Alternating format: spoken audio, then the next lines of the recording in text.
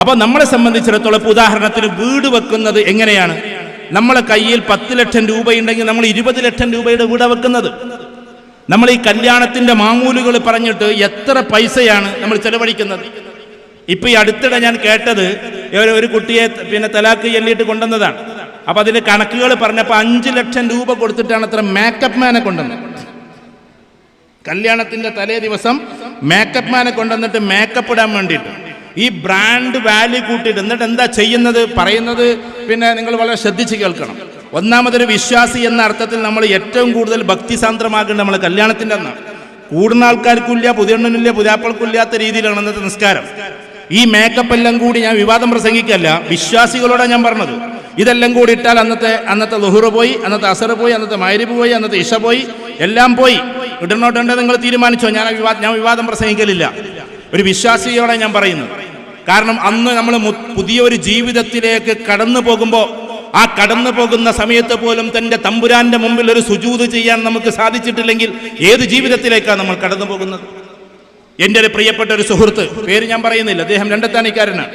അദ്ദേഹത്തിന്റെ മകളെ international Islamic university നമ്മുടെ മുനവ്രതങ്ങളൊക്കെ പഠിച്ചിട്ടുള്ള കോളേജിൽ കൊണ്ടുചെന്നാക്കി. കുറച്ച് മോഡേണായ കുട്ടിയായിരുന്നു. പക്ഷെ പഠിച്ചുകൊണ്ട് വന്നപ്പോൾ പറഞ്ഞത് എന്താണെന്നറിയോ?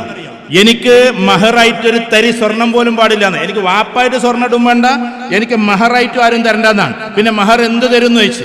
കുട്ടിക്ക് ഇഷ്ടത്തുള്ള പറയേണ്ടത്. നിങ്ങൾ ഖുർആൻ തന്നാൽ അത് വേണോ വേണ്ടെന്നല്ലട്ടോ. നിങ്ങൾ പണ്ഡിതന്മാരോട് ചോദിച്ചു. ഈ കുട്ടി പറഞ്ഞ കാര്യം അങ്ങനെ പറയാം.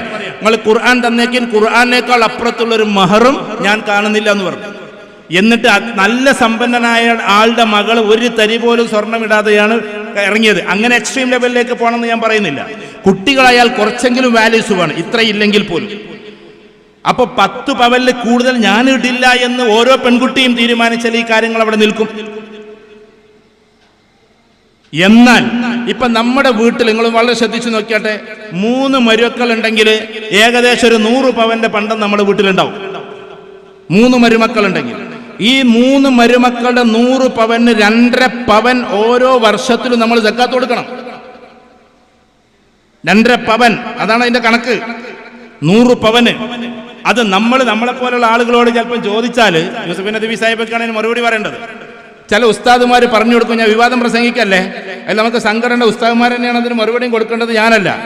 അന്നത്തെ ദിവസം സക്കാത്ത് കൊടുക്കാറാകുമ്പോൾ ഒരാഴ്ച അങ്ങനെ കെട്ടിട്ട് നടന്നാൽ മതി. ആണ്ട് കണ്ട് പോകുമ്പോഴൊക്കെ ആ പണ്ടം മുഴുവൻ ഇടുക. അപ്പൊ അത് ഉപകരിക്കുന്ന പണ്ടമായിട്ട് മാറുന്ന നേരെ ഫത്വ കൊടുത്തിട്ടുണ്ട് അത്ര. ഇങ്ങനെ അള്ളാനെ പറ്റിച്ച് നടക്കുക നമ്മൾ. എന്ന് പറഞ്ഞാൽ 100 പവൻ ഒന്നാകെ ഇട്ടണിച്ച് നടക്കുക. ഞാൻ ഉപയോഗിക്കുന്ന പണ്ടത്തിന് സക്കാത്ത് കൊടുക്കണ്ടല്ലോ. അതുവരെ അൽമാറയിൽ വെക്കുക, സക്കാത്ത് കൊടുക്കാൻ വർഷം തികയുമ്പോൾ 100 പവൻ ഇട്ട് നടക്കുക. എന്നിട്ട് ഒരു ആഴ്ച കഴിഞ്ഞാൽ സക്കാത്തിന്റെ സമയം കഴിയുമല്ലോ. അപ്പം എന്നിട്ട് പിന്നെയും പൂട്ടിയേക്കുക, എന്നിട്ട് പടച്ചവനെ പറ്റിക്കുക. അപ്പൊ നമ്മെ സംബന്ധിച്ചിടത്തോളം കൊടുക്കേണ്ടത് കൊടുത്തേ പറ്റൂ, നമ്മൾ ചെയ്യേണ്ടത് ചെയ്തേ പറ്റൂ. അപ്പൊ ബജറ്റിംഗ് ആണ് ഇത്. ഞാൻ ആ വിഷയത്തിലേക്ക് ഒന്നും കൂടി അതിലേക്ക് മാത്രം ഒതുങ്ങുകയാണ്. എന്ന് വെച്ചാൽ നമ്മെ സംബന്ധിച്ചിടത്തോളം നമുക്ക് വേണ്ടത് ഒന്ന് വീടാണ്. വീട് പ്രധാനപ്പെട്ട ഒരു കാര്യമാണ്. മറ്റൊന്ന് നമുക്ക് ക്ലോസ് ആൻഡ് മറ്റ് നീഡ്സ് എന്ന് പറഞ്ഞ മറ്റുള്ള കാര്യങ്ങളാണ്. പിന്നൊന്ന് കുട്ടികളുടെ എഡ്യൂക്കേഷൻ ആണ്. പിന്നൊന്ന് ഹെൽത്താണ്, കുട്ടികളുടെ ആരോഗ്യമാണ്. ഇന്നത്തെ കാലഘട്ടത്തിൽ അതും നമ്മൾ ശ്രദ്ധിക്കണം. കാരണം ഓരോ അസുഖങ്ങൾ ഇങ്ങനെ വന്നുകൊണ്ടിരിക്കുന്നു. പെട്ടെന്ന് ഹോസ്പിറ്റലിൽ പോകേണ്ടി വരുന്നു. അതിന് അൺഎക്സ്പെക്റ്റഡ് ആയിട്ട് ഒരുപാട് ചെലവുകൾ വരുന്നു. അപ്പൊ അതും കൂടി നമ്മൾ ഫാമിലി ബജറ്റിൽ ഇടേണ്ടതുണ്ട്. അള്ളാഹു നമുക്ക് അസുഖം തരാതിരിക്കട്ടെ എന്ന് പ്രാർത്ഥിക്കാം. അള്ളാഹുവിലേക്ക് നമുക്ക് തവക്കുലാക്കി മുന്നോട്ട് പോകുമ്പോൾ ഇൻഷാ അല്ലാഹ് നമ്മുടെ മക്കൾക്ക് അസുഖം ഇല്ലാതെ പടച്ചോൻ തന്നെ കാത്തോളും. ഞാനിത് അത്ര ഒരു ഇതായിട്ട് അങ്ങനെ പറയല്ല. എന്നാലും തവക്കുലാക്കുമ്പോൾ അതുണ്ടാകും ഇൻഷാ അല്ലാഹ്. നമ്മൾ അമ്മാ ബിനിഅമത്തി റബ്ബിക ഫഹദ്ദിസ് എന്നൊക്കെ പറയണല്ലോ. അതായത് അള്ളാഹു നമുക്ക് തന്ന അനുഗ്രഹങ്ങളെ എടുത്തു പറയണമെന്നാണ്. ഇതിൽ ഒരു അസുഖവും വരാത്ത ഇഷ്ടം പോലെ മക്കളുള്ള ആൾക്കാർ ഈ കൂട്ടത്തിൽ ഇരിക്കുന്നു. മക്കൾ 4 പേരുണ്ടായിട്ട് ഇതുവരെ ഒരു അസുഖമോ അഡ്മിറ്റോ ആക്കാതെ എത്രയോ രക്ഷിതാക്കൾ ഈ കൂട്ടത്തിൽ ഇരിക്കുന്നുണ്ടാവും. ദീനെന്ന് പറഞ്ഞിട്ടുണ്ടെങ്കിൽ നന്ദി കൂടിയാണ്. ദീനെന്ന് പറഞ്ഞാൽ നന്ദിയാണ്, നന്ദി കാണിക്കലാണ്. ഞാനൊന്ന് ചോദിച്ചോട്ടെ, കൊറോണ കഴിഞ്ഞിട്ട് ഇതാ വീണ്ടും കൊറോണ വരുന്നുണ്ടെന്ന് കേൾക്കുന്നു. ചൈന അത് നിഷേധിച്ചിട്ടുണ്ട്. ആരൊക്കെ വെറുതെ പറഞ്ഞുണ്ടാക്കാന്നും പറയുന്നുണ്ട്. എന്താകട്ടെ, കൊറോണ കഴിഞ്ഞതിന് ശേഷം നമ്മളിവിടെ ഇങ്ങനെ ഇരിക്കുന്നു.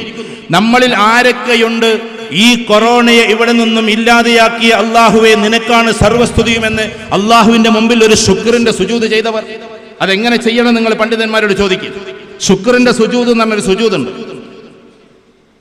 നേരത്തെ പോയി ഫുട്ബോളിന്റെ കഥ പറഞ്ഞതുപോലെ ക്രിക്കറ്റ് താരങ്ങളൊക്കെ നല്ല വിശ്വാസികളായി ക്രിക്കറ്റ് താരങ്ങൾ സിക്സർ അടിച്ചവരെ ശുക്രിന്റെ സുജൂദിൽ വിടാറുണ്ട്. കാരണം ഈ സിക്സർ പോലും എന്റേതല്ല, ഇതെന്റെ തമ്പുരാന്റെ കയ്യിൽ നിന്ന് വന്നതാണെന്ന് അറിയിച്ചുകൊണ്ട്. ചില ഫുട്ബോൾ താരങ്ങൾ ചിലപ്പോൾ ഗോളടിച്ചാൽ വരെ അത് ചെയ്യാറുണ്ട്. അത് വേണോ വേണ്ടതൊക്കെ വേറെ കാര്യങ്ങളാകാം, ഞാൻ അതിലേക്ക് പോകുന്നില്ല. പക്ഷേ കാര്യത്തിൽ നമ്മളത് ചെയ്യുന്നുണ്ടാവും. ഇപ്പൊ കിഡ്നി രോഗം വരാതെയാണ് അള്ളാഹു കാക്കട്ടെ നമ്മളൊക്കെ ഇവിടെ ഇരിക്കുന്നത്. ഈ ഒരു ഇരിക്കുന്ന ആൾക്കാർക്ക് ഇപ്പൊ കിഡ്നി രോഗം ഒന്നും ഉണ്ടാവണമെന്നില്ല, ഇല്ലാതിരിക്കട്ടെ എന്ന് നമുക്ക് ദുആ ചെയ്യാം.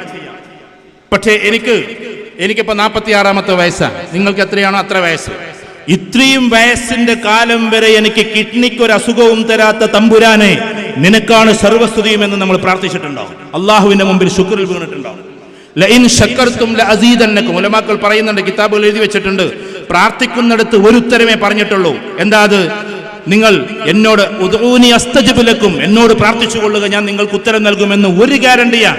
പക്ഷെ ശുക്ർ ചെയ്താൽ 2 ഗ്യാരണ്ടിയാണ്. ലഇൻ ശക്കർതും ലഅസീദന്നകും, ഉറപ്പായിട്ടും. നിങ്ങൾ അതിന്റെ ഇംഗ്ലീഷ് ട്രാൻസ്ലേഷൻ ഒന്ന് എടുത്തു നോക്കുക. ഐ വിൽ ഗിവ് എന്നാണ് ഇപ്പുറത്ത് കാണുക, I will surely give you എന്നാണ് അപ്പുറത്ത് കാണുക. ഐ വിൽ ഷുവർലി, ഉറപ്പായിട്ടും ഞാൻ നിങ്ങൾക്ക് അധികരിപ്പിച്ചു തരും. അത് ശുക്ർ ചെയ്താലാണ്. നമ്മളിൽ എത്ര പേരുണ്ട് ഇങ്ങനെ, പടച്ചവനെ എനിക്കൊരു വീട് തന്നല്ലോ നീ, അതിന്റെ ശുക്രിലായി കിടക്കുന്ന എത്ര പേരുണ്ട്? പടച്ചവനെ കിഡ്നിയുടെ അസുഖം തരാതെ, അതേപോലെ തന്നെ മറവിയുടെ അസുഖം തരാതെ ഇപ്പോഴും എന്റെ ബ്രെയിനെ ശക്തമായി നിർത്തുന്ന തമ്പുരാനെ, നിനക്കാണ് സർവസ്തുതിയുമെന്ന് നമ്മളിൽ എത്ര പേര് പ്രാർത്ഥിച്ചിട്ടുണ്ടാകും അള്ളാഹുവിന്റെ മുമ്പിൽ. നമ്മളിങ്ങനെ ഇനിയും കിട്ടാനുള്ളതിലേക്കാണ്. പിന്നെ പറഞ്ഞുകൊണ്ട് നിങ്ങൾക്കൊന്നും തോന്നില്ല. ഇമാം ഗസാലി റഹ്മത്തുള്ളാഹി പറയുന്നുണ്ട്, പ്രാർത്ഥനയിൽ ചില സ്വാർത്ഥതകളുണ്ട്. എന്തെങ്കിലും കിട്ടാനാണ് നമ്മൾ ദ്വാരന്നുകൊണ്ടിരിക്കുന്നത്. ദ്വാരക്കണ്ടെന്നല്ല, എല്ലാ അള്ളാഹിനോടെ ദ്വാരക്കണ്ട്. പക്ഷേ ശുക്രിൽ ഒരിക്കലും സ്വാർത്ഥതയില്ല. നമുക്ക് കിട്ടിയതിന് നന്ദി പറഞ്ഞുകൊണ്ടിരിക്കാം. കിട്ടിയതിന് നന്ദി പറഞ്ഞുകൊണ്ടിരിക്കുമ്പോൾ അള്ളാഹു അത് അധികരിപ്പിച്ച് തന്നുകൊണ്ടിരിക്കും. അപ്പൊ നമ്മെ സംബന്ധിച്ചിടത്തോളം നമുക്ക് വീട് തന്നവർക്ക് തന്നു, ശുക്ർ ചെയ്യുക.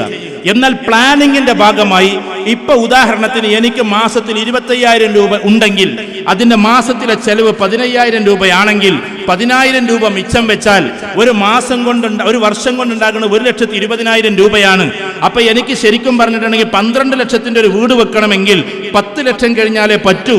ആരെടുത്തൊന്നും മെരക്കാതെ, ആരോടും ചോദിക്കാതെ 12 ലക്ഷം രൂപയുടെ വീട് വെക്കണമെങ്കിൽ 10 വർഷം ഞാൻ ഇതേപോലെ ബാലൻസ് വെച്ചാലേ നടക്കൂ. അതാണ് ബജറ്റ്. അതാണ് ബജറ്റ്. കുട്ടികൾ ഇപ്പൊ പഠിക്കുന്നത് 5ാം ക്ലാസ്സിലാണ് അല്ലെങ്കിൽ 10ാം ക്ലാസ്സിലാണ്. അവനെ ഇന്നതുപോലെ എത്തിക്കണം. ഉദാഹരണത്തിന് മെഡിക്കൽ അവനെ ഇന്നടത്ത് എത്തിക്കണം, അല്ലെങ്കിൽ എഞ്ചിനീയറിംഗിൽ ഇന്നടത്ത് എത്തിക്കണം. അപ്പൊ മെഡിക്കലിലേക്ക് സാധാരണ ലെവലിൽ അവന് എൻട്രൻസ് കിട്ടിയാൽ തന്നെ ഫീസ് ഇന്നതാണ്. അപ്പൊ ആ ഫീസ് ഞാൻ അടക്കണമെങ്കിൽ ഇത്ര മാസം ഇത്രയായിട്ട് ഞാൻ മാറ്റിവെക്കേണ്ടതുണ്ട് എന്നതാണ്. ഇനി ബജറ്റിന്റെ മറ്റൊരു ഭാഗം പറഞ്ഞുതരാം. എന്ന് വെച്ചാൽ നമ്മൾ ആരും ഇപ്പൊ ഈ പെൺകുട്ടികൾ ജനിച്ചതിന്റെ പേരിൽ, ആൺകുട്ടികൾ ജനിച്ചതിന്റെ പേരിൽ ഒരു വിഷമത്തിലും ആകേണ്ടതില്ല. ഞാൻ ഈ കംബോഡിയ, അതേപോലെ തന്നെ ഇന്തോനേഷ്യ പോലുള്ള സ്ഥലത്തൊക്കെ പോകുമ്പോൾ അവിടെയുള്ള ഒരു ബജറ്റ് നോക്കുന്ന സമയത്ത് ഭയങ്കര ഈസിയാണ്. നമുക്കൊരു ഏക്കർ സ്ഥലമുണ്ടെങ്കിൽ 10 സെന്റോ 20 സെന്റോ സ്ഥലം ഉണ്ടെങ്കിൽ നമ്മുടെ കുട്ടി ജനിക്കുന്ന അന്ന് ഏകദേശം ഒരു 10 തേക്കും തൈ നട്ടാൽ മതി. മനസ്സിലായോ? ഒരു തേക്കിന്റെ വളർച്ച എന്ന് പറഞ്ഞാൽ 20 വർഷമാണ്. 20 വർഷം കൊണ്ട് ഏറ്റവും ടോപ്പ് റേഞ്ചിൽ ആ തേക്കെത്തും. ഊതാണ് നിങ്ങൾ നടുന്നതെങ്കിൽ, ഞാൻ ഊതിനെ പ്രൊമോട്ട് ചെയ്യല്ല, ഞാനും നട്ടിട്ടുണ്ട് നമ്മുടെ പേരിലൊന്നും. ഊതാണ് നടുന്നെങ്കിൽ അതിനേക്കാളും കുറച്ചും കൂടി പൈസ നമുക്ക് കിട്ടും. അതിൽ കൃത്യമായിട്ട് ഊതുണ്ടെങ്കിൽ. ഇനി തേക്കിലേക്ക് ഇവരെ ഊത് നിങ്ങൾക്ക് മനസ്സിലാവില്ല, അവിടെ ഊതാൻ നടല്. നമ്മളൊരു 10 തേക്കും തൈ നട്ടു എന്ന് വെക്കുക. നമ്മുടെ പ്രിയങ്കരനായ റഷീദ് അലി ശിഹാബ് തങ്ങൾ പിന്നെ നമ്മുടെ വഖഫ് ബോർഡിന്റെ ചെയർമാനായപ്പോൾ ഞങ്ങളിങ്ങനെ ബഹ്റൈൻ, ഖത്തറൊക്കെ ഒരു യാത്ര പോയി. ആ സമയത്ത് ഞങ്ങൾ റൂമിൽ ഇരുന്നിട്ടൊരു ഡിസ്കഷനൊക്കെ നടത്തി. അത് പിന്നെ ആകെപ്പാടെ പൊട്ടിപ്പാളിസായി പോയി. എന്തായിരുന്നറിയോ? അതായത് മഹലിന്റെ കീഴിൽ കുറെ പറമ്പുകൾ എടുക്കുന്നുണ്ടല്ലോ, വഖഫ് സ്വത്തുകൾ, അതിൽ മുഴുവൻ തേക്ക് നടുക. തേക്ക് നട്ട് കഴിഞ്ഞാൽ ഏകദേശം കേരളത്തിലുള്ള വഖഫ് സ്വത്തിലൊന്നാകെ തേക്ക് നട്ട് കഴിഞ്ഞാൽ ഓരോ തേക്കിനും 4 ലക്ഷം 5 ലക്ഷം രൂപ കിട്ടും. ആ സമയത്ത് ചിലപ്പോൾ 10 ലക്ഷമൊക്കെ കിട്ടും. 10 തേക്കുണ്ടെങ്കിൽ 1 കോടി കിട്ടും. നമ്മൾ ആ സമയത്തും കുട്ടിനെ കെട്ടിക്കാൻ പൈസ ഇല്ലയോ എന്നും പറഞ്ഞാണ് നമ്മൾ നടക്കും. നേരെ മറിച്ചിട്ട് ഒരു 10 തേക്ക് നടുകയാണെങ്കിൽ, അതിനെ പരിപാലിക്കുകയാണെങ്കിൽ അത് ബജറ്റിന്റെ ഭാഗമാണ്. ഞാൻ പറയാൻ മനസ്സിലാണ്ടോ? ആ പള്ളിയിലാകട്ടെ അല്ലെങ്കിൽ നമ്മുടെ വീട്ടിലാകട്ടെ, നമുക്ക് ചിലപ്പോൾ ഒഴിഞ്ഞെടുക്കുന്ന ഒരു 10-20 സെന്റ് സ്ഥലം ഉണ്ടാവും. 20 സെന്റ് സ്ഥലത്ത് ഏറ്റവും ചുരുങ്ങിയത് ഒരു 4-5 തേക്ക് നടാം. ആ തേക്കിന് ആ കുട്ടി വലുതായി ഒരു 17-18, ആൺകുട്ടിയാകട്ടെ പെൺകുട്ടിയാകട്ടെ 18 വയസ്സാകുമ്പോഴേക്ക് നിങ്ങൾക്ക് 25 ലക്ഷം രൂപക്കെങ്കിലും ആ തേക്ക് വിൽക്കാം. അപ്പൊ നമ്മുടെ എല്ലാ ബജറ്റുകളും അങ്ങനെ നടക്കും. ഇങ്ങനെയാണ് എല്ലാ കാര്യങ്ങളും നമ്മൾ ചെയ്യേണ്ടത്.